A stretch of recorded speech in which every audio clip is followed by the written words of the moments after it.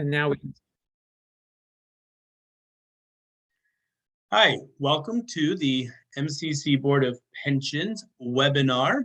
Your Board of Pensions would like to just thank you for attending this Zoom call or watching the recording, as it were. My name is Keith Thompson, and as of September 25th of 2021, I am the president of the Board of Pensions. I would like to thank Tom Emmett, who is our former president, and for his many years of great service to the Board of Pensions, and also to Wes Mullins, who was our clerk of the board and is now our vice president of the Board of Pensions. Also joining us is Frida Smith. She is our current clerk, and Dave Barton, who is our Board of Pensions treasurer. Our other Board of Pension members include Reverend Lily Brock, Ronald Moore, Tim Perry, and Reverend Roland Stringfellow. So again, I'd like to remind you that our meeting is being recorded, and so we would appreciate if everyone kept your microphone on mute so that we have a clear recording.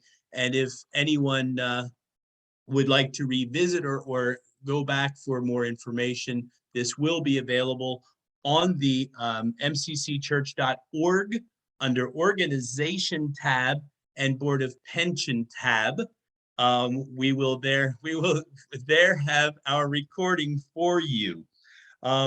So as the Board of Pensions, like our number one goal is to be transparent. And that's the reason that we wanted to come together and have our presentation so that you could see, why things change. And sometimes, change is not super easy, but it has to happen. And so we want to just be as transparent as we can and make sure you understand why and how it came to be and what that means for you as a pastor and what that means for your pension.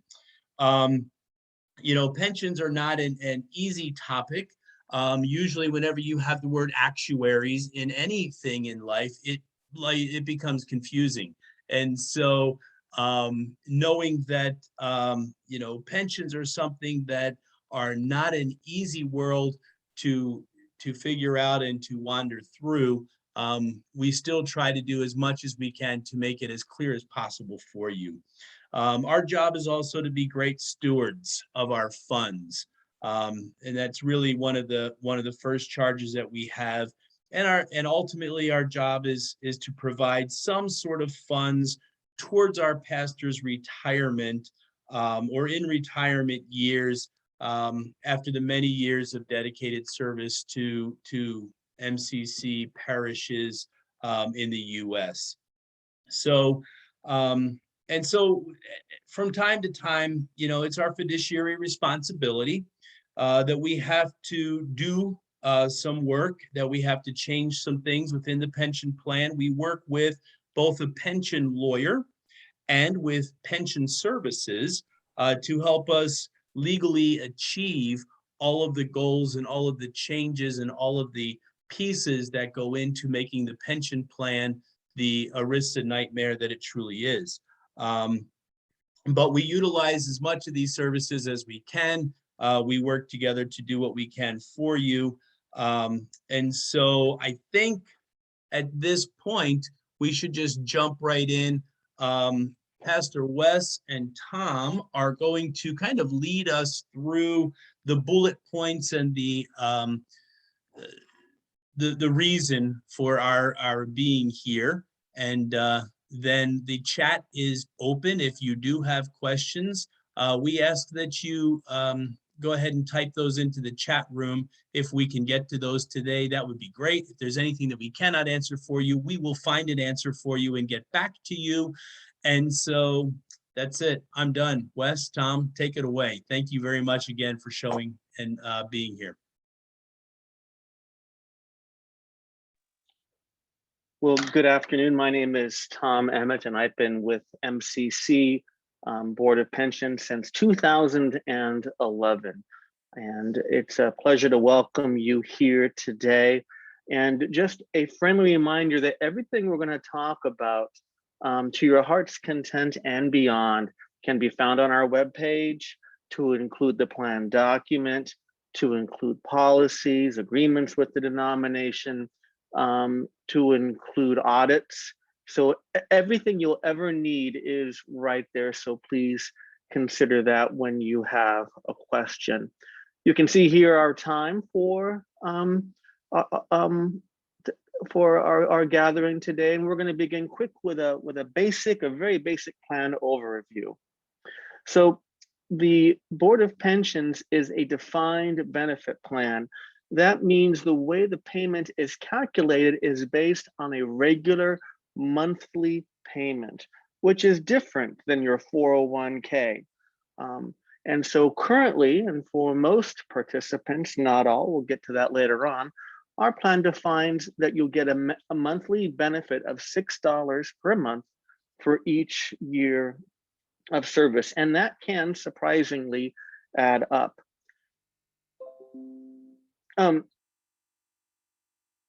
There's a few milestone years that we want to talk about. And the first milestone year is in your 5th year, you are automatically enrolled in the plan as a participant, and you get eligibility credits for those 5 years.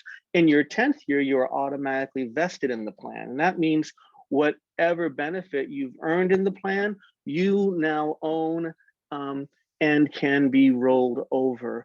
If, however, say on your 9th year, you leave MCC ministry, you will get no benefit. So claiming the benefit, generally for the purposes of this plan, normal retirement age is 65. However, you may take your benefit as early as your age 55. Please talk with your investment advisor or tax person before doing that. If you take your benefit early, you'll get a little bit less. We'll talk about that in a second. Or you may take your benefit at your age 70 and a half. You have to take your benefit at age 70 and a half unless you are still working at least quarter time in a viable and accredited MCC ministry. And we'll get to that in a second. And so as long as you're still working, you can delay your payment. And the reason why it's less if you take it before 65 is because actuarially you have more years to enjoy your benefits. If you take your benefit after 65, actuarially you have less years to enjoy your benefit, and so you'll get more. So whether you take your benefit at 65, 55, or 70 and a half, your benefit will be an actuarial equivalent. Have questions about that? We can talk more about that later. I love every opportunity possible to use the words actuarially equivalent. Next slide, please. That was a pension plan joke. So this is only a supplement for your retirement. The best way I would put it, and this is not a promise of what the amount of your payment would be, but it will help with, say, utilities in retirement. Think of it as a bonus, a gift of appreciation. And we hope to increase this as time goes on. And the plan is funded by participating churches. Every parish congregation pays $1.75 per church member per month, paid to us quarterly. And that is then invested, and that is then how your money is ready for you when you want to retire. Next screen, please. There it is. All right, let's talk a little bit about how the plan has changed and new plan eligibility rules. And so this is where it can get a little confusing, but we'll get through it together. So going forward, I want to emphasize that if you have earned a benefit, it is still yours to keep. But going forward, only clergy working in a traditional parish setting will receive credit for a given year of service. This is because we need people working in an environment that is contributing to the pot of money that is going to their defined benefit. So a military chaplain does not have a congregation paying on their behalf, nor does, say, a traditional hospital chaplain, but they do often have their own retirement vehicles. And when the plan was created in 1982, we had no chaplains out there. Today we have hundreds, and having chaplains or ministers in other denominations not performing service in a local parish would have ultimately have bankrupt our plan. And so this was fiduciarily necessary for us. I'm going to turn it over to Wes now, and I'm sure some of you are typing some questions in the chat box for us to see.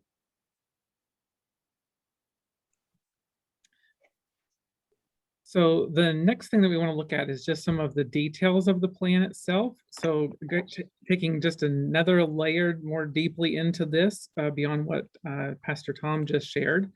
So there are a couple of common special circumstances that may relate to many of you when it comes to calculating your payout. So Tom just briefly reviewed for you the 2020 plan restatement changes, but I need to back up and do the other time in our history since 1980. He said 82, I think it's 84, but one of those 2 years we started the plan, and there have been two changes, one in 2012, one in 2021.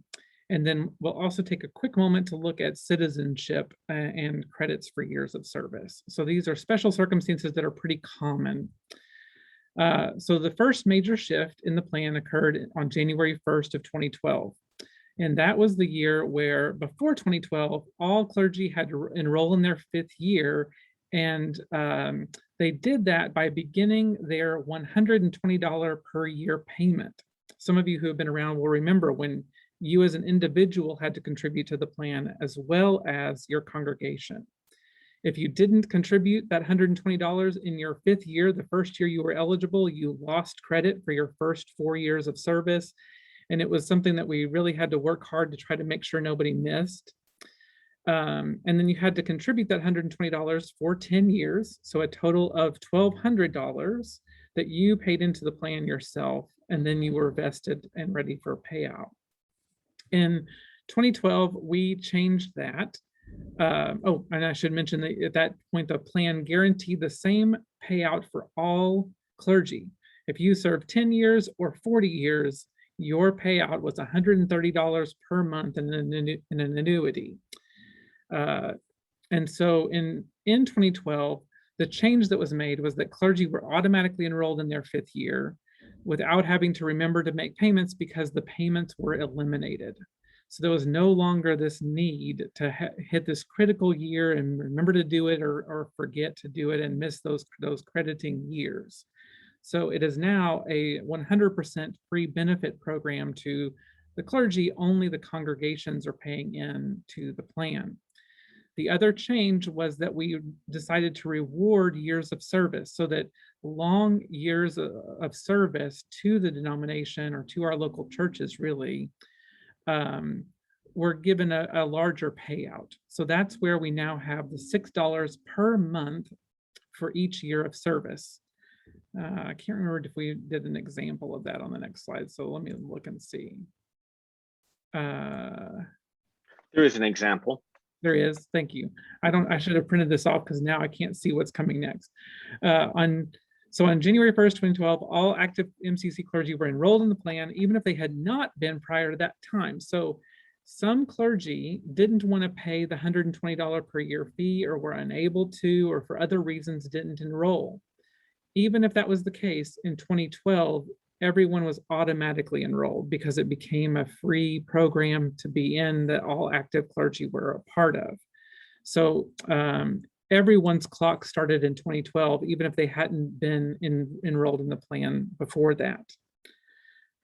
So newly enrolled clergy, regardless of years of service prior to that point, only got credit for the previous years if they had paid that fee. So if you were actively serving in the plan before, you get credit for all that. If you had opted out before, you only get credit starting in 2012. Hopefully I said that clearly enough. And then clergy cannot now go back and pay for those years of service. So if you had been serving before that, there was a window of time. We did a lot of emails and announcements about it that leading up to 2012, where clergy were given an opportunity to claim as many years of service as they could before this change took place. It's now past that window, so you cannot now go back and try to pay for those years to get those years of service. So payouts after 2012. This is after that original shift. All clergy who entered the plan after 2012 are only eligible for payouts using the $6 per month per year of service calculation. However, if you were in the plan prior to 2012, you will receive whichever is the greater amount. So you will never be penalized because of that. So here's a couple of examples. If you had 10 years of service pre-2012, that would be $130 a month because that's the old plan. That was the guarantee to all participants pre-2012. If you have 10 years of service post-2012, that's $6 times 10 years, which is $60 per month, because it's $6 per month times your years of service. So $6 per month times 10 years of service equals $60 per month. So the payout went down for folks with shorter years of service in the new model, but also increased significantly. If you, for instance, had 40 years of service, that would be 40 times 6, which would yield a $240 a month annuity. Oh, there we go. Look at that. And I gave an example. 30 years of service pre-2012 is $130 a month, but 30 years post-2012 is $180. So there's an example where long years of service create a larger payout post-2012. So that's been in place for almost a decade, that changed. So that's not new, but we're just making sure you're aware of it.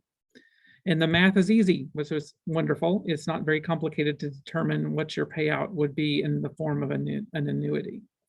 Now, the major shift in the plan that Tom just went over for 2021 is that pre-2021 non-MCC parish clergy, so chaplains, parachurch workers, all sorts of different things, clergy who are serving in other denominations, so an MCC pastor who is currently pastoring a United Church of Christ, for instance, all those got credit for a year of service as a AAA licensed ministry.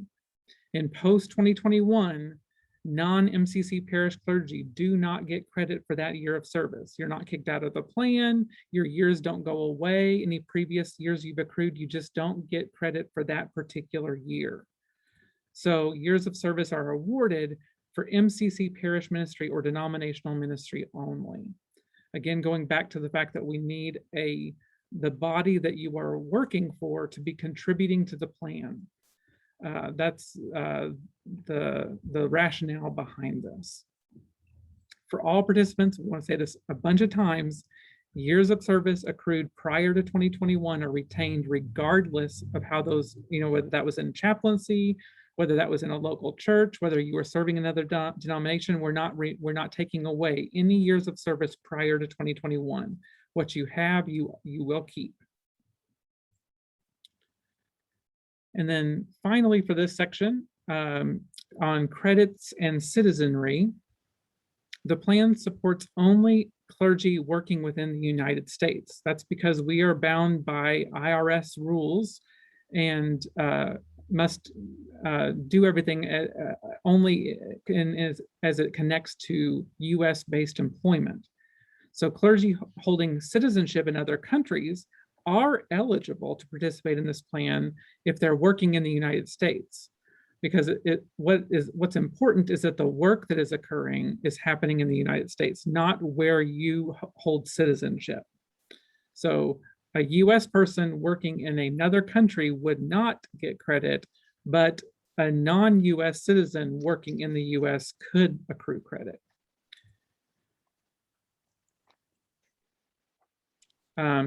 Again, if you, just like with the other examples a moment ago, if a clergy person leaves the US, then we would just put a hold on your years of service. And when you return to the United States, you would continue to accrue years of service. I think that's All right. it for me. And then Tom, you were going to take this last section. Yeah, claiming your benefits. There are two ways by which you can receive your defined benefit. The first is as a defined benefit, that is as an annuity, where you are given a monthly payment. However, your lump sum equivalent at the time of the election of your benefit must be at least $20,000. In other words, there is a cash value option that has to be actuarially and mathematically generated. It costs some money to do that, and you can only claim an annuity if your accrued value for the lump sum equivalent of your defined benefit is in excess of $20,000. Also, there is no survivor benefit with an annuity. So if the annuitant passes away, the surviving spouse gets no benefit. So most folks choose to do a lump sum payouts either directly to them or sometimes a rollover to something like an IRA. And this is often done because the money is then protected for a spouse, and the beneficiary or the participant has more options when it's rolled over to another retirement vehicle. We had a question about leave of absence. Leave of absences where you are still credentialed, like a sabbatical or military service, is qualified, and those years do count. A leave of absence where you are no longer credentialed during that time does not count towards the plan. That's all I got.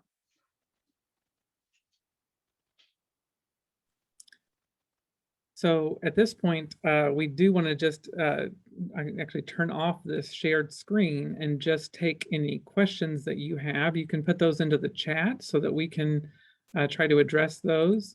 And if we need to go back, we can reference anything that we have already looked at today, but we want to just address any specific questions that maybe are relevant to your situation, that I'm sure other people will probably have similar questions. So if you're comfortable and want to ask a question in front of the group, that's great.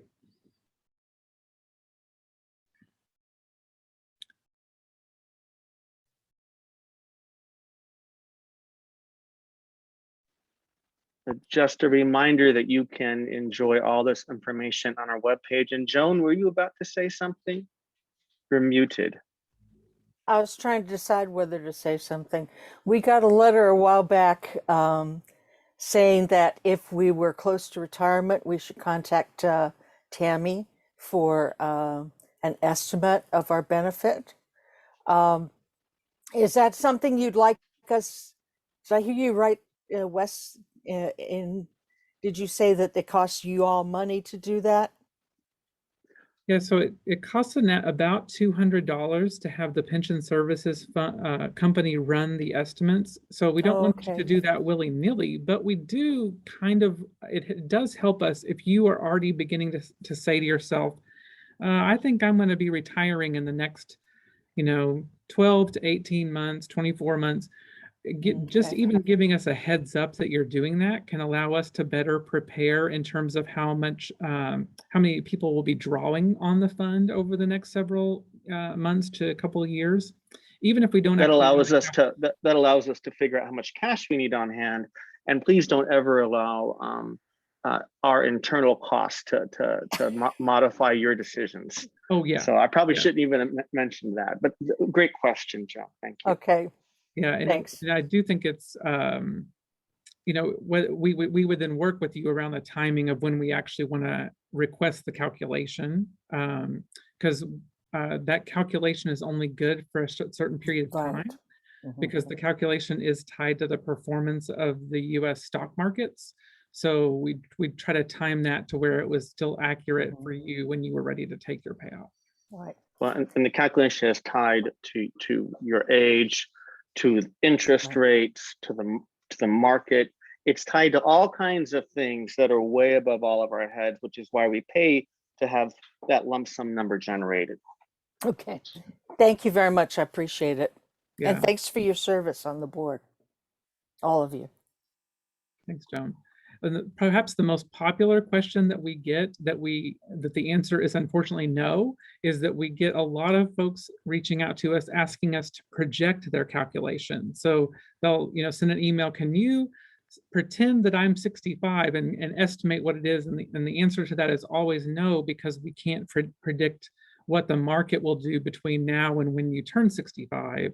So one very critical part of that equation that they do can't be filled in, and therefore we can't provide an estimate because it could be wildly inaccurate, depending on what happened between whenever you requested it and the time that you reached a certain age.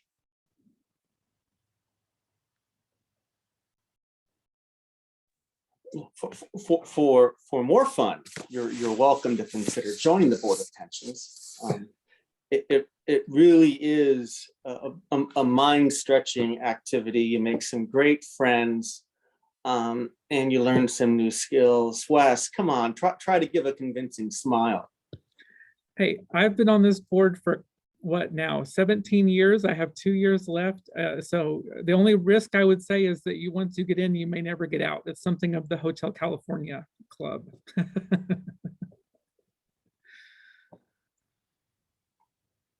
Well, I'm not seeing any other questions in the chat. So save any other questions. I think that we might go ahead and turn off the recording, and we can be present to anyone who wants to stick around after for a personal question, and we can let the recording go for everyone else.